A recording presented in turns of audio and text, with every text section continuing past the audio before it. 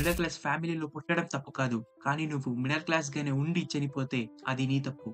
మన బ్రతుకులు ఇంతే. ఎలా రాసిపెట్టుంటే అలా జరుగుతుంది అనుకోవడం మన తప్పు. అందుకే జీవితాన్ని అర్థం చేసుకొని, నీకు కావాల్సింది ఎలా దక్కించుకోవాలి అనే దాని మీద పని చెయి. నువ్వు నాలెడ్జ్‌ని సంపాదించు. అప్పుడు నీకు నువ్వు నచ్చుతావు. నీ ఫేట్‌ని బ్రేక్ చేయడం కోసం ట్రై చెయి. డబ్బుల కోసం ఇంట్లో పడే కష్టాలు, ఫ్యామిలీ గొడవలు, ఇంకా కట్టాల్సిన అప్పులు, మంత్ ఎండ్ వస్తే కట్టాల్సిన ఈఎంఐలు ఇలా కొన్ని వేలలో, లక్షలో మీకు తెలియకుండానే మీరు ఈఎంఐ రూపంలో అప్పులు తీసుకున్నారు. నేనిక్కడ ఈఎంఐ తీసుకోవడం తప్పని చెప్పట్లేదు. మనం కష్టపడాలి. ఎంత కష్టపడాలి అంటే అది ఏదైనా, అది ఎంత కాస్ట్ ఉన్నా ఈఎంఐలో కాకుండా ఫుల్ క్యాష్ ఇచ్చి కొనుక్కునేంత. మంత్ ఎండ్ వస్తే వాళ్ళకి, వీళ్ళకి ఇంకా ఈఎంఐ కట్టాలి అని భయం లేకుండా బ్రతికేంత. అప్పు చేయకుండా పెళ్లి చేసుకునేంత, అమ్మా నాన్న అడిగింది కొనిచ్చేంత. పెళ్ళాం, పిల్లలు ఏది కావాలంటే అది కొనుక్కునేలా. అప్పుడు నువ్వు పుట్టినందుకు ఉపయోగపడతావు. షో ఆఫ్ చేయడానికో లేదా అమ్మాయిల కోసమో కాకుండా నీ కోసం, మీ అమ్మా నాన్న కోసం సంపాదించు. నువ్వు నీ పిల్లల కోసం సంపాదించు.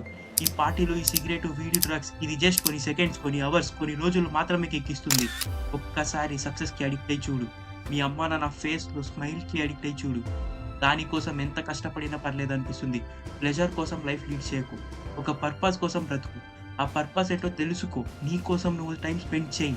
నీకు ఏది ఇష్టమో తెలుసుకో. ఫర్ ఎగ్జాంపుల్ నీకు స్టాక్ మార్కెట్ మీద ఇంట్రెస్ట్ ఉంది అంటే స్టార్ట్ చెయి. వాళ్ళు వీళ్ళు చెప్పారని వాడికి జస్ట్ ఒక రోజులో 50,000 వచ్చింది అని కాదు.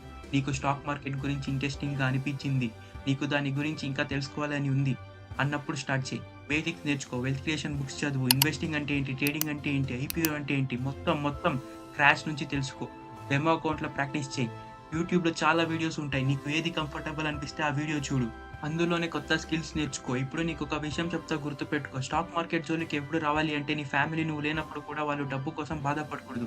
అందుకే హెల్త్ ఇన్స్యూరెన్స్ తీసుకో. లైఫ్ ఇన్స్యూరెన్స్ తీసుకో. ఎమర్జెన్సీ ఫండ్స్‌లో కొంచెం డబ్బు పెట్టి ఉంచు. ఖచ్చితంగా నీకు యూజ్ అవుతుంది. స్టాక్ మార్కెట్ అంటే బెట్టింగ్ కాదు. లేదా మోనోపోలీ కాదు. నువ్వు డైలీ న్యూస్ చూస్తే నీకే తెలుస్తుంది.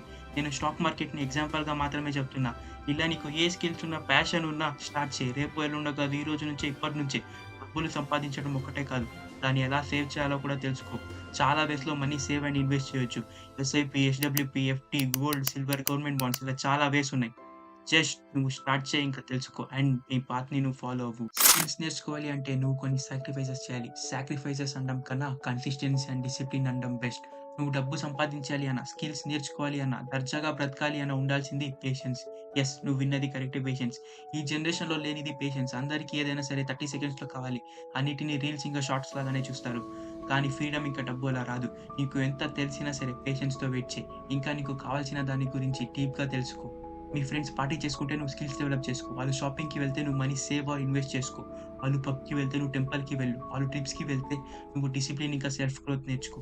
వాళ్ళు గర్ల్ ఫ్రెండ్స్ చేసుకుంటే నువ్వు ఒక్కడివే ఏ తొక్కలో అటాచ్‌మెంట్స్ లేకుండా ఇంకా పవర్‌ఫుల్‌గా ఎలా ఉండాలో ఆలోచించు. వాళ్ళు నిన్ను మాటలు అంటే సెల్ఫ్ కంట్రోల్‌గా ఎలా ఉండాలో నేర్చుకో. ఇదంతా జరిగేది పేషెన్స్ ఉన్నప్పుడు మాత్రమే. సో, పేషెన్స్, డిసిప్లిన్, కన్సిస్టెన్సీ ఇవి ఉంటే నువ్వు స్కిల్స్ ఈజీగా నేర్చుకుంటావు.